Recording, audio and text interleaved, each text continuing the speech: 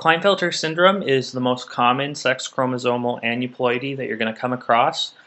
So we're going to just do a quick overview of what this is. We'll talk about the genetics. There are some variants that you will want to be aware of for clinical practice. We'll talk about the features. Remember that in all these genetic diseases, not all patients are going to have all features. Some patients will have some features, other patients will have others. But we'll talk about some of the more common features that you'll come across here. We'll talk about the development and how Klinefelters will affect development. Obviously, as you can probably predict, the developmental changes are going to be mostly in puberty, or the developmental aberrations, rather. We'll talk about the diagnosis and how this is managed and some of the long-term considerations that you'll want to consider as you manage these patients.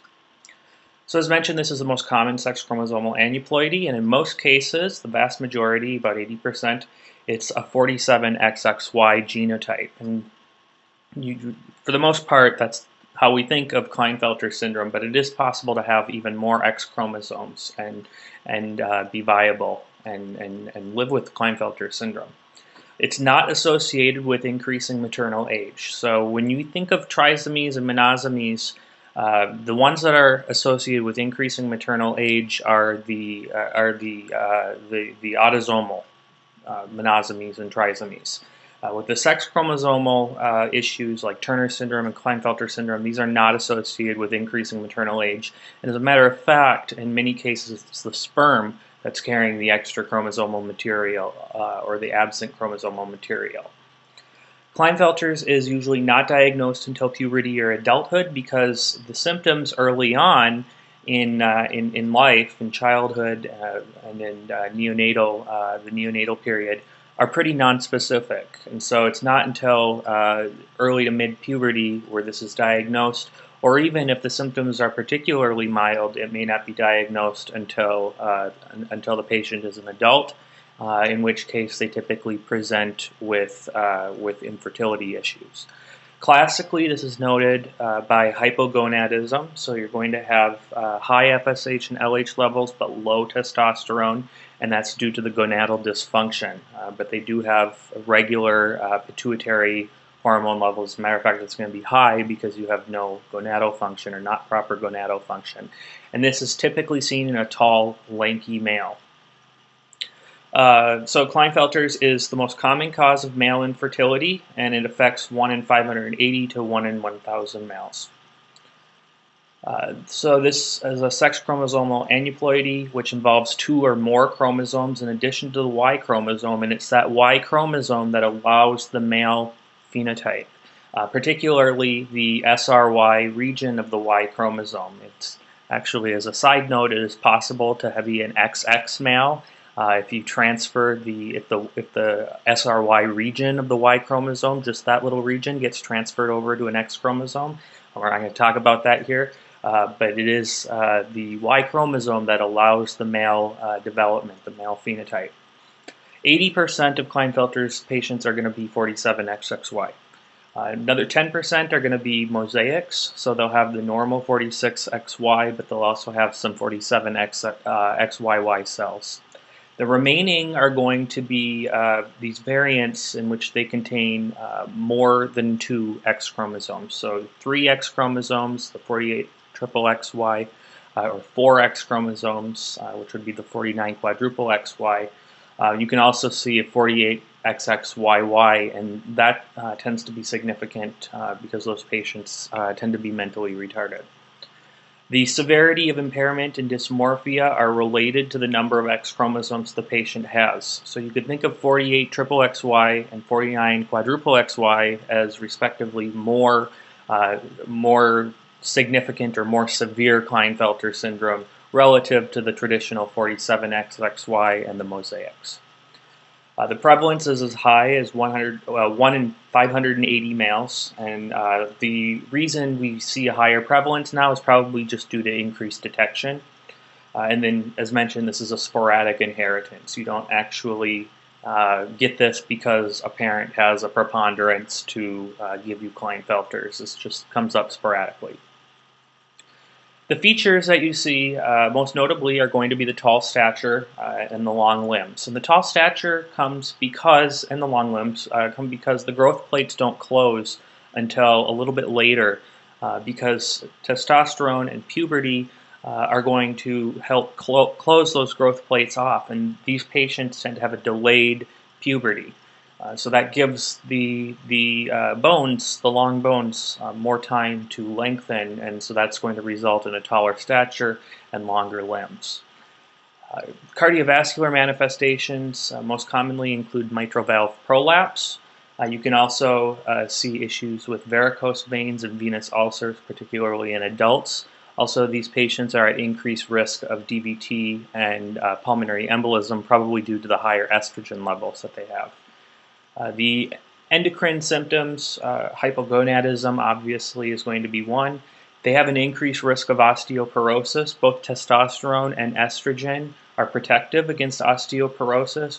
Because these patients have such a significantly reduced testosterone level, they're going to have an increased risk of osteoporosis. It's actually mediated by a protein in the blood, really a hormone, you can consider it, called osteocalcin, and that level is low in these patients. They are also at risk for metabolic syndrome and type 2 diabetes. So really the important symptoms that you see, and the ones that will probably come up on the test, pointing you towards Klinefelter's, are symptoms seen in sexual development. So everything you're going to see here is consistent with low testosterone to estrogen levels ratio. So sparse facial hair is going to be seen in the majority of patients. Small testes is going to be seen in pretty much all Klinefelter's patients. High-pitched voice, gynecoid fat distribution, that's due to the estrogen levels. Remember, the gynecoid fat distribution, that's the pair-like obesity if they're obese. Infertility and azoospermia is seen in virtually all patients, but you're not going to, that's obviously something that the azoospermia or oligospermia is something that you're only going to see if you get a sperm sample.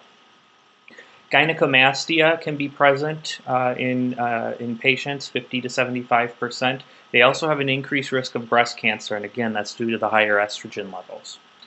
Feminine hip structure may be seen, and that's due to the higher estrogen levels again. And then decreased pubic hair, and that's due to the lower testosterone levels.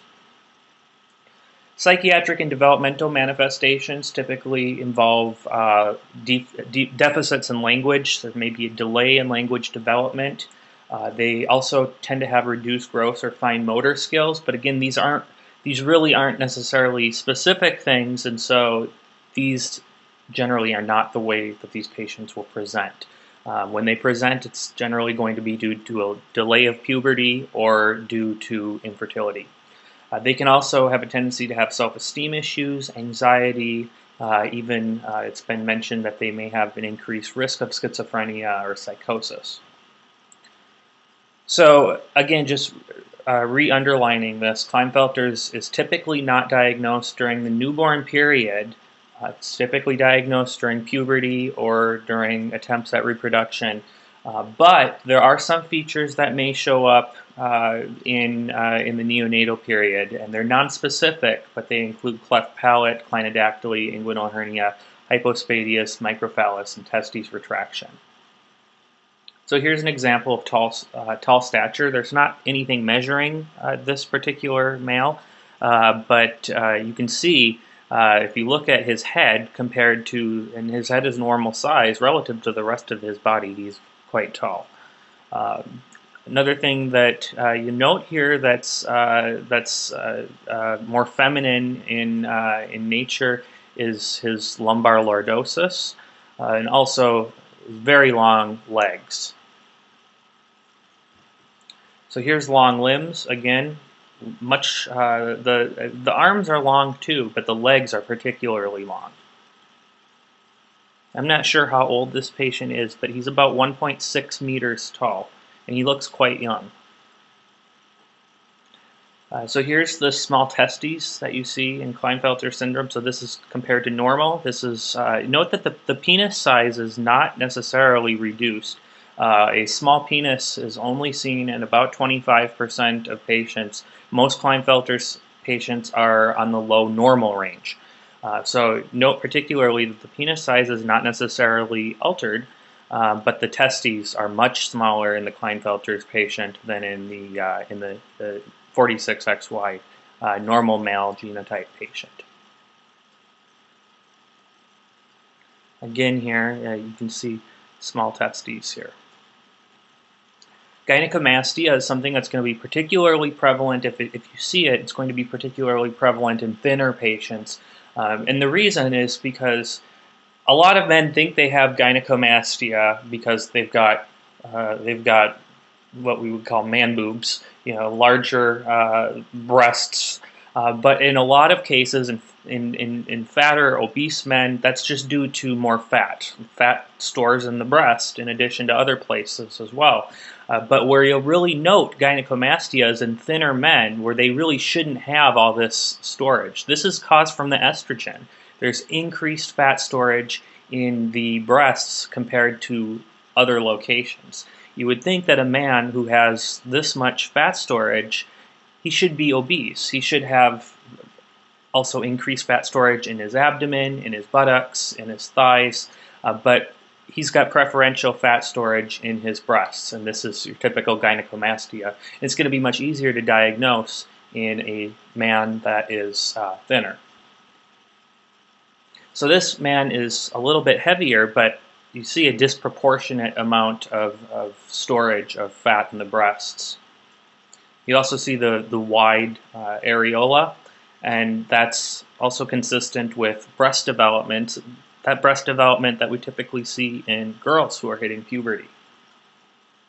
So this is gynecoid obesity. I couldn't really find any good pictures, but I wanted to just compare this to android obesity. So with android obesity, which is that obesity can happen in both men and women.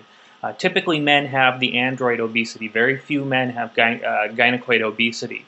But both men and women can have android obesity. Typically it's women with gynecoid obesity.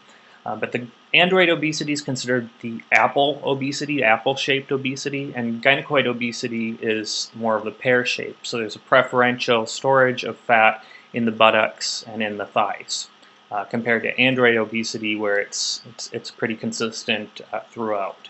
And so this man has what is clearly gynecoid obesity, where there's a lot of storage of fat in the buttocks and in the thighs. Whereas the abdomen, there's increased storage there, but it's not as much relative to the buttocks and thighs.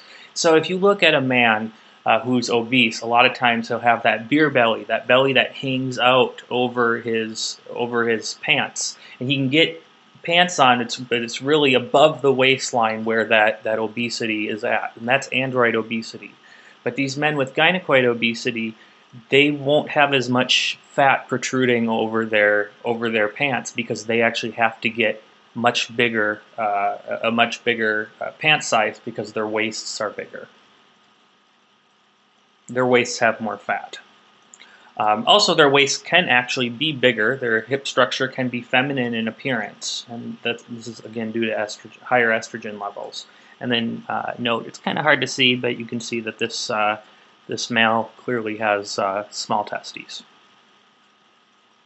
These are some venous ulcers that you can get. There's increased risk for venous ulcers, and that just relates to the increased coagulation that's seen in Klinefelters.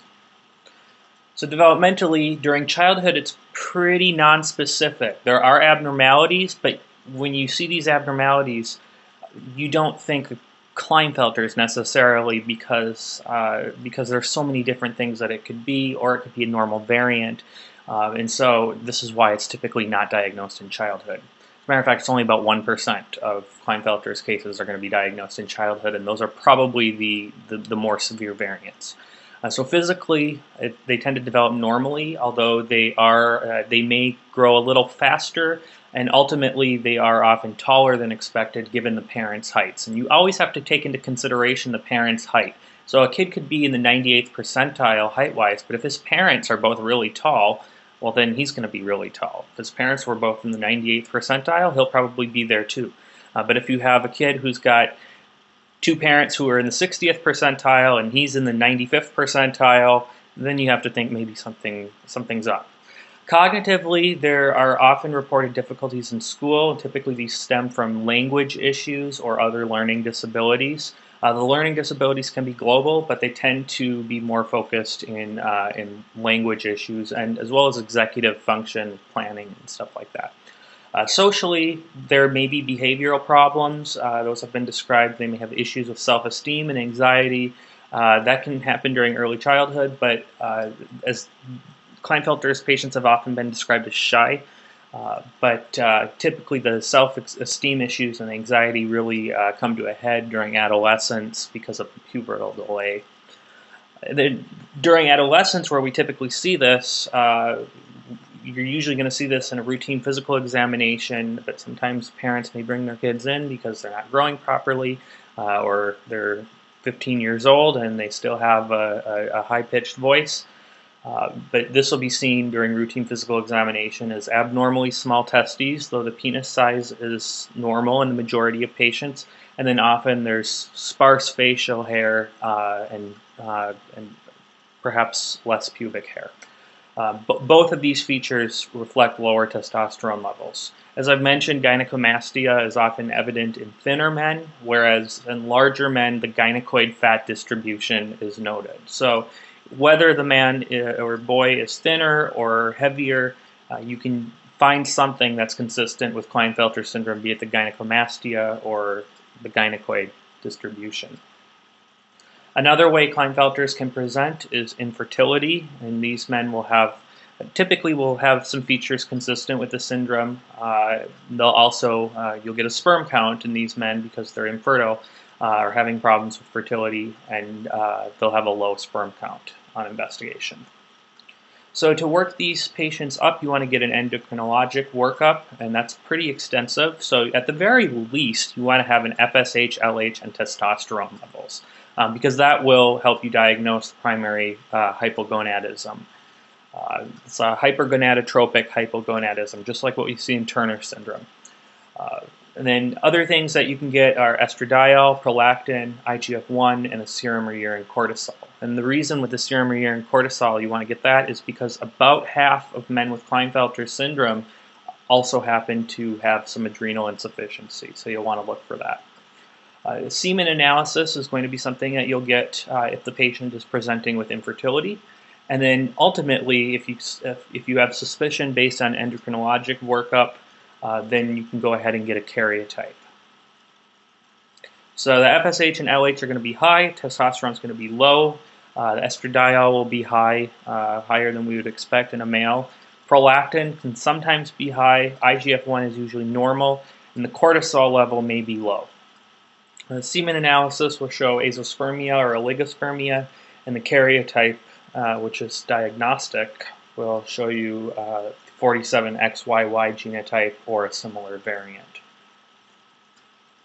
This is when Klinefelter syndrome is diagnosed, according to, I think this is Italian, but according to this particular study, the majority of Klinefelter's diagnoses come in the adult period. So 10% are diagnosed during the pubertal ages, and then 18% are diagnosed in the 20s, and then 20% are diagnosed in the 30s. So you've got more than a third, almost half are diagnosed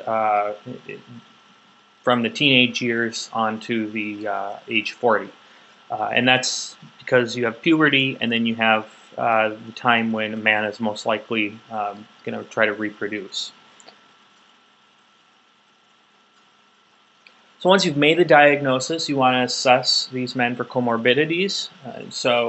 Remember, the comorbidities include increased risk of type 2 diabetes. They also have a propensity to obesity. And then there's also some cardiac issues and some bone issues.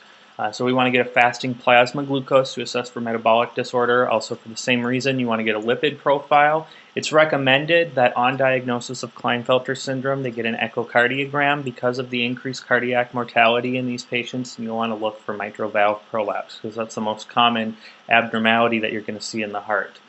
They should get a DEXA scan every 2 to 3 years. The reason for that, again, is because of the lower osteocalcin levels inhibits bone formation.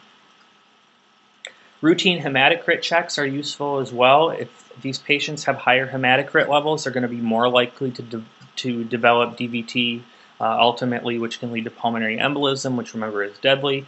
So you want these patients to be getting hematocrit checks every time they come in to see you on a regular basis.